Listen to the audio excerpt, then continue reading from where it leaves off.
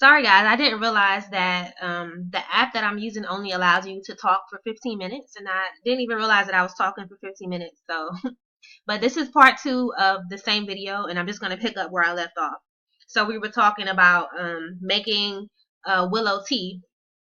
So she says, now just in case you think that I have terribly damaged this tree, let me enlighten you. This little scar will heal rather quickly and will not do any lasting harm to the tree whatsoever. In case you don't believe me, check this out. This is a willow tree that I cut a square from about 6 months ago. And you can see right here that the tree regenerated itself. So the tree will grow back. So don't feel like, oh, I'm damaging the tree. Now you will damage it if you go all the way around. So she talks a little bit about sustainable harvesting. When you take materials directly from nature, it is really important not to use more than you need.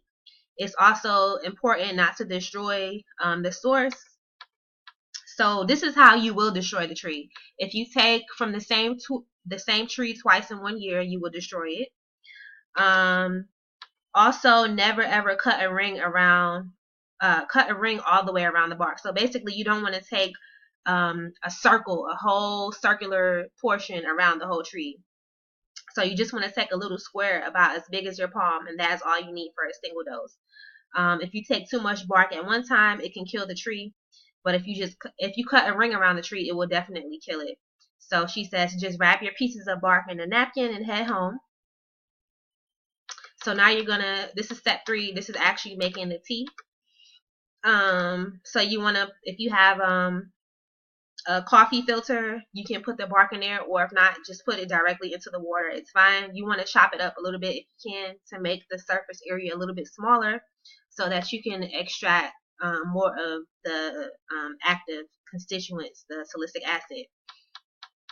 So for her, she wraps it up in a coffee filter, and she wraps it up with secures it with a bread bag tie. You don't have to do that, but do it how you want. You don't have to be all fancy. Now you want to put the tea bag into a pot of boiling water. Make sure the water is on a low boil, because if you turn it up too high, you're going to destroy the medicine, and you want to cover it. So put it on as low as you can. So you want to boil the water and then turn it back down on low and cover it. Make sure it's still boiling on low. Stir it periodically, and it will begin to take on a deep reddish brown color, almost like the color of blood. And that's how you know that the medicine is you're extracting the medicine, once you see it starting to turn color. So you're going to do this for about 20 minutes. Don't overcook it, or you will burn the medicine out of it. Once it's done boiling, let it steep a few more minutes, and then you'll want to just filter it out. You can use a filter or strainer wherever you have, and pour it into a cup. You can add honey and lemon if you want, or agave, molasses, whatever kind of sweetener you want to use. I wouldn't recommend white sugar. You can use a coffee filter, or you can use just like a regular strainer to strain the tea into your cup. And she says, you might be surprised when you find out that it tastes pretty good, and this is what it looks like. And that is willow tea. In addition to making willow tea, I will also recommend to make a tincture, and I will be making a video on how to make a tincture. So if you don't know how to make a tincture, don't worry about it. You can make the tea. It works just as fine. The only thing is you don't get that much of it. When you make a tincture, you have something that lasts for a long time. And so this is what the tincture will look like. You can order this online. As I said before, Mountain Rose Herbs is a good company. You can order it from any reputable herb company. You can just go on Google, type in willow bark tincture, and go to shopping, and then you'll have all of these different willow bark pop up. As we said before, white willow is the form that has the most salicylic acid. So if you want to get that one, that would be best. These are the prices. They're $6, $7, $8. They're not that much. And this tincture will last you a couple of months.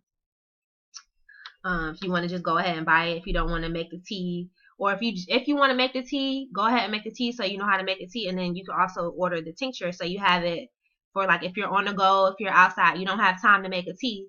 you just take a dropper full of the tincture into your mouth or into a cup of water, and you drink it, and you have a fast acting headache remedy right then and there on the spot. Another natural remedy for headaches that is a little bit more potent than willow tea or willow tincture is something called Feverfew. And Feverfew is another plant. This is what it looks like. It kind of looks like a daisy, so it's just flowers, white and yellow flowers. These are also commonly found in North America. They're outside everywhere. I don't, unless you're like an experienced herbalist or you have like a book that identifies plants that you can bring with you in the field. I wouldn't just go out and start picking these, because they look like other plants. So you want to make sure that it's actually Feverfew. But like I said, you can also, if you actually do wind up getting a book and you identify Feverfew, you can make a tea out of it, or you can make a tincture, or you can purchase the tincture, and it looks just like the willow tincture, but it's Feverfew instead. So I found an article on PubMed about Feverfew. So Feverfew is a medicinal plant traditionally used for the treatment of fevers, migraine headaches, rheumatoid arthritis, stomach aches, toothaches, insect bites, infertility, and problems with menstruation and labor during childbirth. And that's the great thing about herbs, is that it's not just it doesn't just have a specific action. It works on many, many different conditions. The Feverfew herb has a long history of use in traditional and folk medicine, especially among Greek and early European herbalists. Feverfew has also been used for psoriasis, allergies, asthma, tinnitus, dizziness, nausea, and vomiting. The plant contains a large number of natural products, but the active principles, here they go with the active principles, probably include one or more of the sesquiterpene lactones known to be present, including parthenolide. Other potentially active constituents include flavonoid glycosides and pinene. And as I mentioned before, the term active constituents is a misnomer, because all of the parts of the plants are active constituents, but that I digress.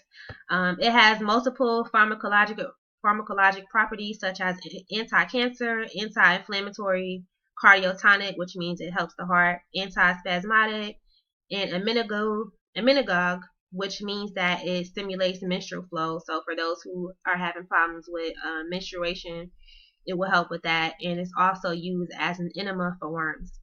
And this is just a systematic review, and it says, in this review we have explored the various dimensions of the Feverfew plant and compiled its vast pharmacological applications to comprehend and synthesize the subject of its potential image of multi-purpose medicinal agent.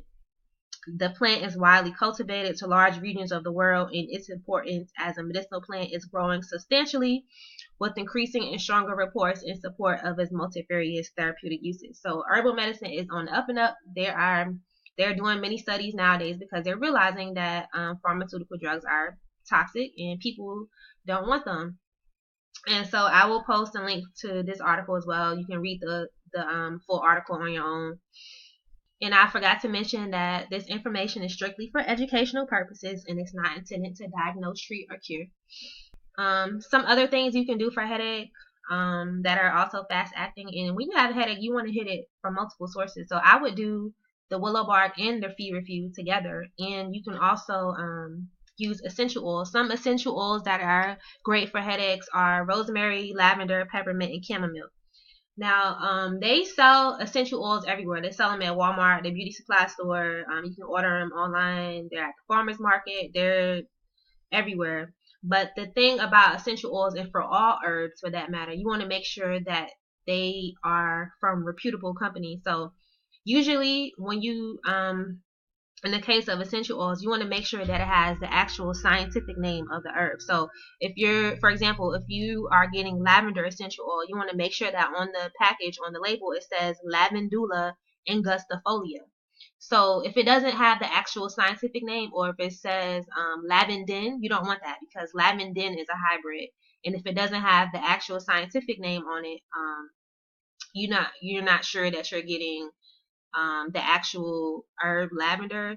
And then you want to also make sure that it's ethically harvested. So usually if it says non-GMO or organic, or if you know the company is an ethical company, then you can go ahead and buy it.